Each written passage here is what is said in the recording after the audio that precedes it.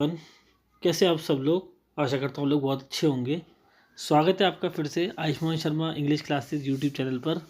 और vocabulary previous year की जो हमारी सीरीज़ चल रही है उसका आज 30th लेक्चर यानी 30वां लेक्चर हम डिस्कस करेंगे। और इस लेक्चर में हम लोग सिनोनिम्स को फोकस करेंगे। डिस्कशन में हमारे एंटोनिम्स भी आ सकते हैं किसी भी वर्ड के, लेकिन हम फोकस किस पे करेंगे? सिनोनिम्स पे। सिनोनिम्स का मतलब जो सेम मीनिंग देते हैं, समानार्थी होते हैं। ये सारे प्रीवियस ईयर वोकैब है, जो प्रीवियस ईयर मतलब जो एसएससी ने पहले ही अपने एग्ज़ाम में दे रखी है, ये पहले आ चुकी है और कहीं ना कहीं बहुत इंपॉर्टेंट हो जाती है आने वाले एग्ज़ाम्स के लिए।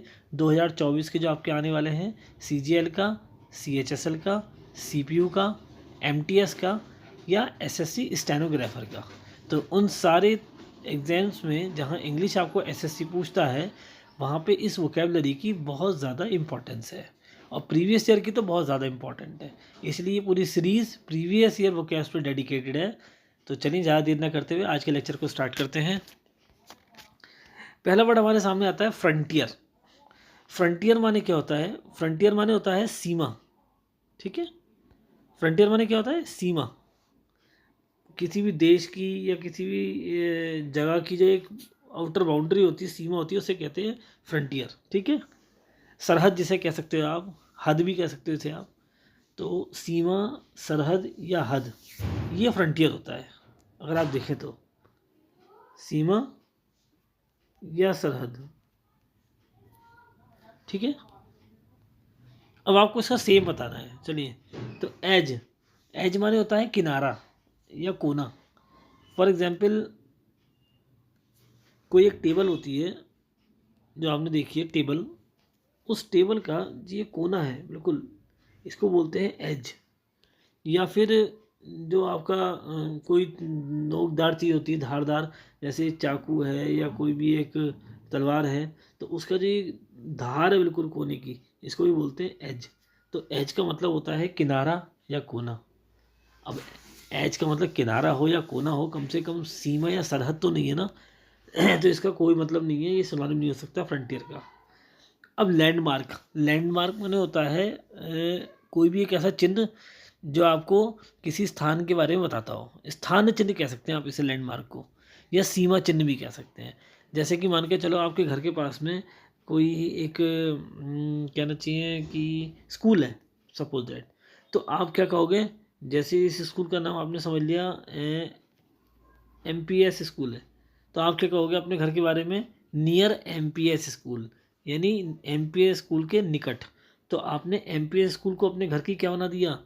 एक ऐसा चिन्ह बना दिया जो आपके घर तक पहुंचाने में लोगों की मदद करेगा, यानी लैंडमार्क बना दिया आपने इसे। ठीक है, लैंड माने होता है ज़मीन और मार्क माने होता है निशान, यानी ज़मीन का कोई भी एक ऐसा निशान जो आपको कहीं भी और पहुंचाने में मदद करता है। तो इसे आप क्या कह सकते हो? इसे आप सीमा चिन्ह भी कह सकते हो या एक पहचान भी कह सकते हो लैंडमार्क को। अब देखो, चाहे सीमा चिन्ह कहो या पहचान कहो, कम से कम सीमा या सरहद का सेम तो नहीं बना सकते, यानी एज भी गया। तो आप इसे सीमा चिन्ह कहो या कोई भी एक ऐसा निशान या चिन्ह कहो जो ज़मीन का कोई भी एक स्थल को या स्थान को बताता हो, चाहे जो कुछ भी कहो, ये सीमा या सरहद का सिनोनिम नहीं हो सकता। तो ए भी गया, बी भी गया। कॉर्नर, कॉर्नर मान होता है कोना, नुक्कड़ या मोड़ भी कहते हैं, है ना। कहते हैं ना कॉर्नर में मिल, कोने में मिल, सीधा कॉर्नर, कोने की तरफ देखो। तो कॉर्नर का मतलब ही होता है कोना या फिर मोड़ या नुक्कड़। अब इसे आप मोड़ कहो या नुक्कड़ कहो या कोना कहो, कम से कम सरहद या सीमा का सिनोनिम तो नहीं बना सकते। तो ए गया, बी गया, डी गया। ले देखिए क्या बचा आपके पास? बाउंड्री। अब देखो बाउंड्री का मतलब क्या होता है मैं आपको बताऊं। बाउंड्री का मतलब होता है सरहद, सीमा। ठीक है, कहते हैं ना बॉल बाउंड्री के पार, एकदम सीमा के पार चौका मार दिया, छक्का मार दिया। तो फ्रंटियर का मतलब भी क्या है? सीमा या सरहद, और बाउंड्री का मतलब भी यही है, सरहद या सीमा। तो जब दोनों के मतलब सेम है तो मान दो ना कि option number C is the right answer, यही सही आंसर है। ठीक है, नेक्स्ट आपके पास में आता है राउट। राउट के बहुत सारे मीनिंग होते हैं।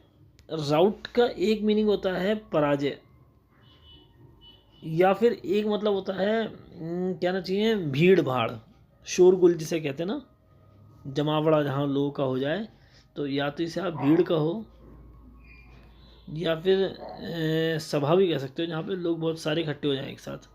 ठीक है, तो राउट के कितने मीनिंग आए, एक तो पराजय, एक भीड़, सभा, या लोगों का जमावड़ा कहीं जगह पे, तो इसको राउट बोलते हैं।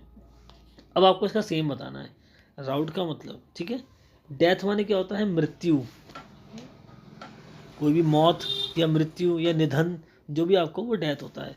अब भाई मौत कहो, निधन कहो या मृत्यु कहो, सिनोनिम नहीं बना सकते आप इसे राउट का, क्योंकि राउट का मतलब या तो पराजय है, या फिर भीड़, या फिर जमावड़ा लोगों का। ठीक है, लॉस माने क्या होता है, लॉस माने होता है नुकसान, कहते हैं ना मेरा बहुत लॉस हो गया, मेरा बहुत नुकसान हो गया, तो लॉस माने नुकसान भी होता है, लॉस माने हारना भी होता है।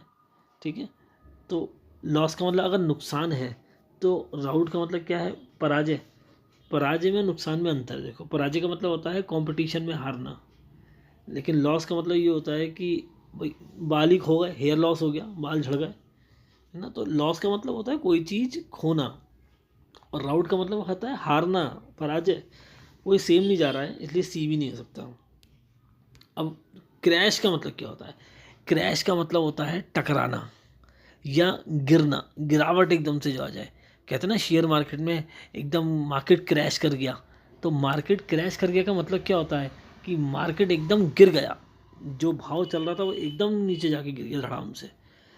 एरोप्लेन को कहते हैं कि एरोप्लेन क्रैश हो गया, क्रैश का मतलब क्या होता है, टकराना, है ना, या फिर टक्कर होना, या फिर गिरना, या फिर एकदम से कहना चाहिए क्रैश का मतलब हो सकता है ध्वंस हो जाना। कोई चीज़ जब ध्वंस हो जाती है ना, गिर जाती है भर भरा के, तो उसको भी क्रैश बोलते हैं। अब आप इसे टकराना बोलो, आप इसे ध्वंस करना बोलो, ठीक है, या गिरना बोलो, गिरावट बोलो, आप इसे पराजय का सिनोनिम नहीं बना सकते। अब देखो आप फोकस करो, डेथ गया, लॉस गया, क्रैश गया, जब तीन कट गए तो मरता क्या ना करता, ढालो भैया डिफीट ही आंसर होगा। डिफीट माने क्या होता है, हार, पराजय। अब इसका मतलब ही अगर हार और पराजय है, तो राउट का मतलब भी तो यही है, तो शायद यही इसका क्या है, synonym. Option number B is the right answer. Third देखते हैं कौन सा हमारे पास में है। थर्ड हमारे पास में इरिप्रोचेबल। इरिप्रोचेबल का मतलब क्या होता है ये देखते हैं। देखिए अप्रोच पढ़ा आपने कभी वर्ड अप्रोच, अप्रोच माने होता है पहुंच, कि ये तो मेरी पहुंच में है, तो अप्रोच माने होता है पहुंच में होना। और अप्रोच की स्पेलिंग होती है APPROACH। और इसका उल्टा, जो चीज़ आपके पकड़ में ना हो, आपकी पहुंच में ना हो, आपसे दूर हो, ठीक है, उसे आप क्या कहोगे, इरिप्रोचेबल। यानी इरिप्रोचेबल का मतलब क्या होता है, पहुंच से बाहर, आपकी लिमिट से बाहर, आपके बस की बात नहीं है। जैसे कि आपने मान के चलो एक कांस्टेबल से या किसी भी समोसाइड मान के चलो, आपने किसी होमगार्ड से ये कहा कि आप मेरा ये जो भी मसला है इसको हल करवा दो, तो वो क्या कहेगा, मेरे पोजीशन मेरी सीमा से बाहर की बात है, आप मुझसे बड़े सीनियर से बात करें तो हो सकता है शायद इसका कोई हल निकल जाए। ठीक है, तो इरिप्रोचेबल का मतलब क्या है, इरिप्रोचेबल का मतलब है जो चीज़ आपकी लिमिट से बाहर हो, आपकी पहुंच से बाहर हो, ये एक मतलब है। एक रिप्रोचेबल का मतलब होता है दोष रहित, मतलब एक ऐसा व्यक्ति जिस पे आप कोई इल्ज़ाम नहीं लगा सकते, उस पर कोई दोष नहीं लगा सकते, वो इल्ज़ाम और दोष लगाने की जो सीमा है ना, उससे बहुत दूर है, वो बुराइयों से बहुत दूर रहता है, उस पर दोष नहीं लग सकता, तो इसको दोष रहित भी कहते हैं। मतलब जिस पे कोई फॉल्ट ही नहीं हो सकता, फॉल्टलेस कह सकते हो आप इसे। अब देखो मैंने आपको कितना बड़ा हिंट दे दिया, लेकिन फिर भी इसका आंसर डिस्कस कर लेते हैं। रिमार्केबल माने होता है ऐतिहासिक, कहते हैं ना रिमार्केबल विन, ऐतिहासिक जीत। रिमार्केबल क्या चाहिए, सक्सेस, ऐतिहासिक सफलता। तो रिमार्केबल का मतलब ही होता है जिसको लोग याद रखें, जो लोगों के जहन में लंबे समय तक बस जाए, यानी ऐतिहासिक, इतिहास बन जाए ये। तो ऐतिहासिक कहो या फिर इसे ना भूलने वाला कहो या शानदार कहो, जो भी कहो, इसे रिप्रोचेबल का सिनोनिम नहीं बना सकते, क्योंकि कोई मीनिंग ही नहीं जा रहा है इसका। एक्स्ट्राऑर्डिनरी का मतलब होता है असाधारण, अनोखा, अद्भुत। चाहे अनोखा कहो, अद्भुत कहो, असाधारण कहो, सिनोनिम नहीं बना सकते आप इसे इरिप्रोचेबल का। इमेंस, इमेंस माने होता है बहुत ज़्यादा, कहते हैं ना immense power in this thing, बहुत ज़्यादा ताकत है इस चीज़ के अंदर, ठीक है। तो मैसिव का मतलब भी बहुत बड़ा होता है, मैं आपको बताऊं मैसिव। अगर आजकल आईपीएल चल रहा है और बच्चे देख रहे हो तो उन्हें पता है कि आईपीएल के अंदर ये बहुत बोला जाता है इमेंस मैसिव शॉट ना, 80 मीटर का 90 मीटर का छक्का मारा है, मैसिव शॉट। तो मैसिव माने भी क्या होता है बहुत बड़ा, इमेंस माने भी वो होता है, कहता है ना इमेंस शॉट। तो इमेंस माने भी बहुत बड़ा, विशाल या विशालकाय।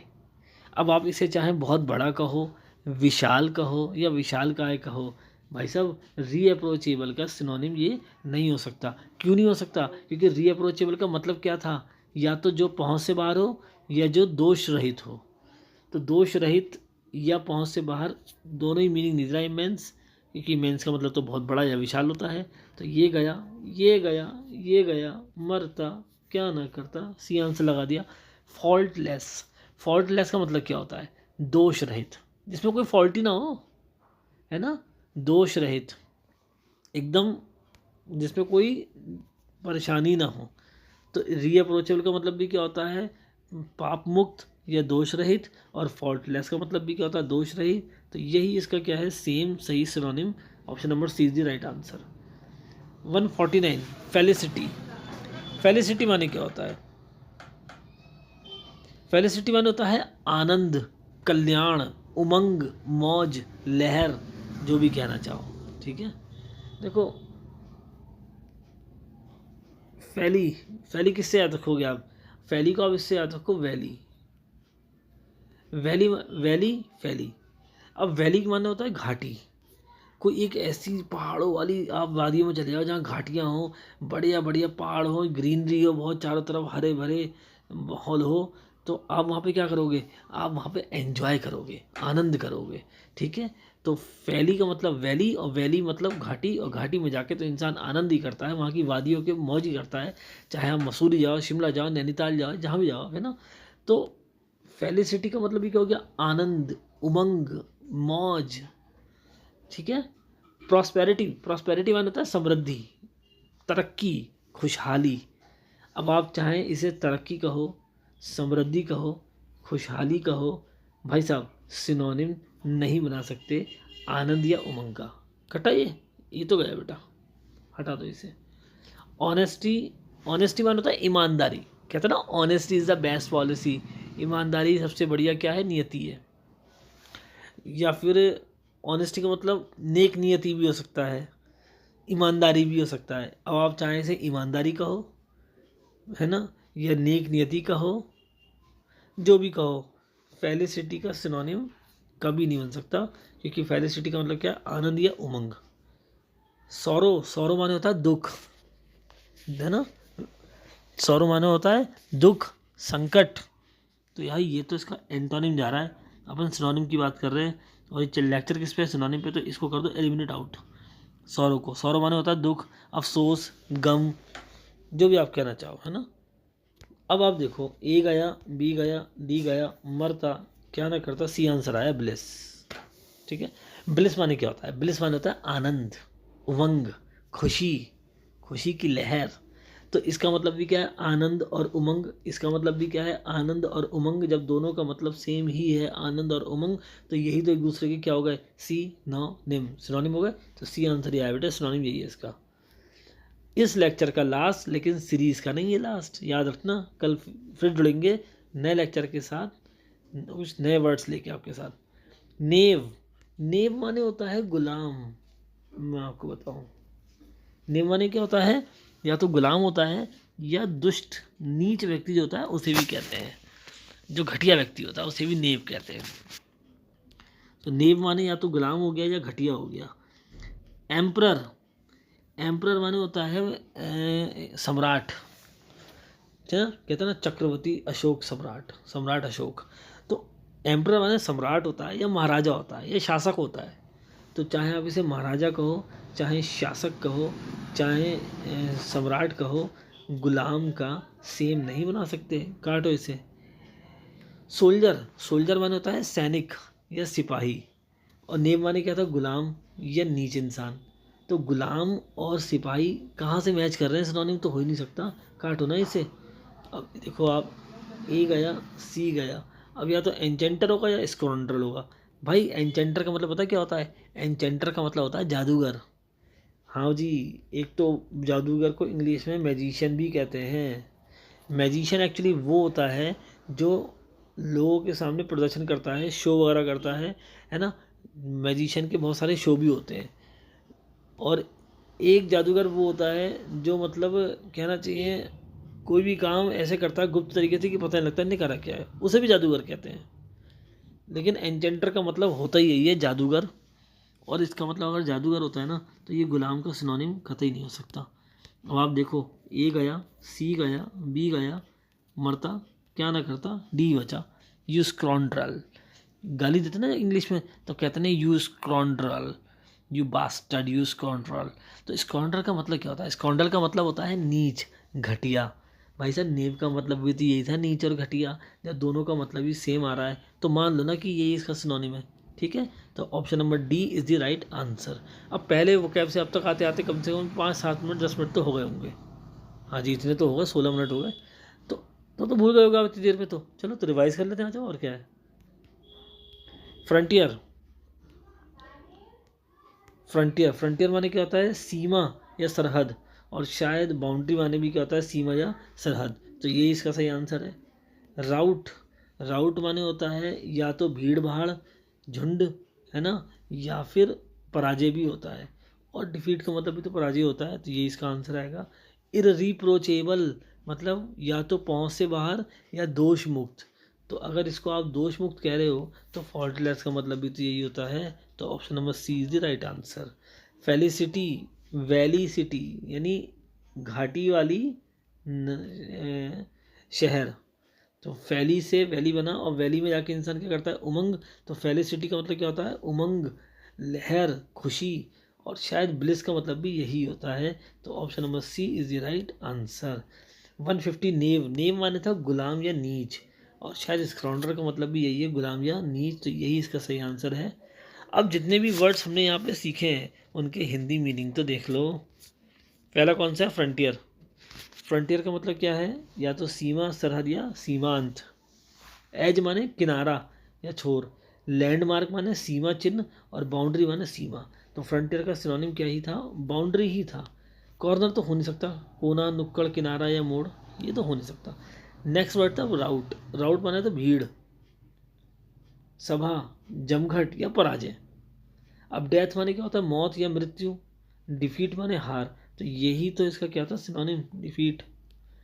नेक्स्ट लॉस का मतलब क्या था, नुकसान, घाटा या हानि। और क्रैश का मतलब टक्कर, गिरावट या ध्वंस। नेक्स्ट वर्ड था हमारे पास में इरिप्रोचेबल। इरिप्रोचेबल का मतलब पहुंच से बाहर, या फिर एक इसका मतलब होता है दोष रहित, फॉल्टलेस। तो अगर फॉल्टलेस का सिनोनिम होता है तो वो इसका आंसर होगा। फिलहाल रिमार्केबल का मतलब देखते हैं, उत्कृष्ट, असाधारण या विशिष्ट। एक्स्ट्राऑर्डिनरी का मतलब असाधारण, अनोखा या निराला। तो रिमार्केबल और एक्स्ट्राऑर्डिनरी एक दूसरे के सिनोनिम हैं, लेकिन ये दोनों ही इरिप्रोचेबल के सिनोनिम नहीं थे। ठीक है, इरिप्रोचेबल का सिनोनिम क्या था, फॉल्टलेस, यही था, दोष रहित, बेकसूर या निर्दोष। इमेंस माने होता है बहुत बड़ा, अमित, विशाल। तो शायद इमेंस भी इसका सिनोनिम नहीं था। फेलिसिटी माने क्या था, उमंग, आनंद, कल्याण, सुख, चैन। तो इसका सेम क्या था, शायद फेलिसिटी का ब्लिस। तो प्रॉस्पेरिटी का मतलब क्या था, समृद्धि, सफलता या खुशहाली। ऑनेस्टी का मतलब ईमानदारी, सच्चाई। और ब्लिस का मतलब था आनंद। सौरव माने तो दुख होता ही है या अफसोस। तो ब्लिस ही आंसर था किसका, फेलिसिटी का। नेक्स्ट हमारे पास में क्या आया था, नेव। नेव माने हमने क्या बताया था, या तो घटिया इंसान, धूर्त इंसान या गुलाम। और शायद स्क्रॉन्डर का मतलब भी यही होता है, घटिया, नीच या लफंगा, दुष्ट। एम्परर माने तो भाई देखो महाराजा है या शासक है। एन्चेंटर माने जादूगर है। सोल्जर माने सैनिक है। स्क्रॉन्डर माने है नीच, घटिया। तो नेव का यही तो सिनोनिम था जो हमने देखा। ठीक है, तो जितने भी वर्ड्स हमने सीखे हैं उनके हिंदी मीनिंग आप लोगों ने देख लिए होंगे यहाँ पे। आई होप आप लोग इसे नोट कर लेंगे अगर नोट नहीं करना हो तो ऐसी वीडियो में देख लेना, आपको याद हो जाए तो, जैसे आपको सूटेबल लगे। मैं तो यही सजेस्ट करूँगा कि आप प्रॉपर एक नोट्स अपने बनाएं, इसके डेली रिवाइज करें वो कैब को। और कोई भी डाउट हो तो मुझसे पूछें आप कमेंट करके, ठीक है। तो ये एक बार और हम रिवाइज कर लेते हैं। फ्रंटियर माने क्या था, सीमा या सरहद। एज माने कोना, लैंडमार्क माने एक कोई भी एक चिन्ह। बाउंड्री माने सीमा और कॉर्नर माने कोना, तो सी आंसर ही सही था। राउट माने क्या था, भीड़ या फिर आप कह सकते हो पराजय। और डिफीट माने पराजय, ये इसका सिनोनिम था। डेथ माने मौत। क्रैश माने टक्कर या गिरावट। और लॉस माने हानि या घाटा। रिप्रोचेबल माने क्या होता है, या पहुंच से बाहर या दोष मुक्त, तो शायद फॉल्टलेस का आंसर था, क्योंकि फॉल्टलेस का मतलब भी क्या होता है, दोष मुक्त।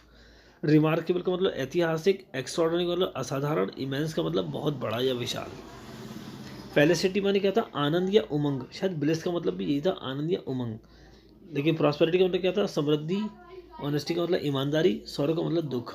तो फेलिसिटी का सही आंसर क्या है, ब्लिस, ऑप्शन नंबर सी। नेव, नेव माने नीच, घटिया या गुलाम। एम्पर माने शासक। एनचेंटर माने जादूगर। सोल्जर माने सिपाही। और स्क्वांडर माने नीच या घटिया। ये इसका आंसर है, ठीक है। तो लास्ट वो क्या आपका सही आंसर क्या है, ऑप्शन नंबर डी। तो जितने भी वर्ड्स हमने यहाँ पे सीखे हैं उनके हमने हिंदी मीनिंग भी देख लिए, उनके हमने ऑप्शंस के थ्रू आंसर्स भी चेक कर लिए, और जितना हमें इसके अंदर डिस्कस करना चाहिए था वो हमने कर लिया। आशा करता हूँ ये लेक्चर आपको पसंद आया होगा। पसंद आया है तो प्लीज़ चैनल को सब्सक्राइब भी करें और वीडियो को लाइक भी करें, और ज़्यादा से ज़्यादा स्टूडेंट तक इसको शेयर भी करें। ये जो सीरीज़ है ये बहुत इंपॉर्टेंट है सब स्टूडेंट्स के लिए, ठीक है। और पूरे दिन के हेक्टिक शेड्यूल के बाद में रात में आके ना एक गिलास पानी पिए, फटाफट अगर आपके कंटेंट बना के तैयार करके डालने के लिए मैं तैयार रहता हूँ, तो कहीं ना कहीं मैं उम्मीद करता हूँ कि मेरी फैमिली भी बहुत जल्दी बड़ी होगी और आप लोग इसका हिस्सा बनेंगे। जल्दी जल्दी सब्सक्राइब करवाइए चैनल को, है ना, फैमिली को बड़ा करीजिए। कंपटीशन का एक अच्छा माहौल बनेगा, बहुत कुछ सीखने को मिलेगा। और रटने की सारी जो आपकी एक मतलब कहना चाहिए मेथड बना रखा है टीचर्स ने इंग्लिश को, उसको भी ख़त्म कर लेंगे, कॉन्सेप्ट को समझेंगे। और कहीं ना कहीं इंग्लिश बहुत इजी सब्जेक्ट है एसएससी के पॉइंट ऑफ व्यू से, और इसकी वजह से तो सिलेक्शन को अपने नहीं रुकने देंगे। आज के लिए इतने बच्चा, आशा करता हूँ आप लोगों को पसंद आया होगा। मिलते हैं आप लोगों से नेक्स्ट क्लास में, तब तक के लिए आप लोगों को ऑल द बेस्ट।